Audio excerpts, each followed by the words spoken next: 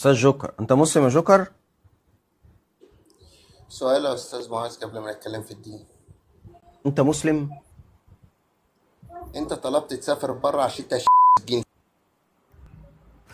ليه يا ابني ثواني دوت بس. اللي كان بيعمله يسوع. ايوه يا فندم، في انجيل يوحنا 13:23 النص كان بيقول: بيقع. وكان متكئا في حضن لا مؤاخذه يسوع واحد من تلاميذه، كان يسوع يحبه، فاتكأ ذاك على صدر يسوع وقال: يا سيد والله انت حقيقي مسيحي يا فندم. انا عرفت ان انت مسيحي. انتوا بتعبدوا خمره، ده الطبيعي اللي يطلع يقول كلام زي ده. الطبيعي ده بيعبد خمره، بيعبد لقمه، بيعبد فتافيت زي ما قال الانبا رفائيل، لان كل فتفوته من الفتافيت دي جسد كامل، فيبقى كده ده الله يا فندم. وكان بيقبل يهوذا في فمه على ما قاله الذهبي الفم، وغرغوريوس النيس ابي قبلة تسلم ابن الانسان كانت في بقه. وتفسير تدرس يعقوب ملطي برضو بيقول كلام يعني اللي هو مش عارف، كان يمتص دي الكلمه وكلام كده. عيب يا جماعه.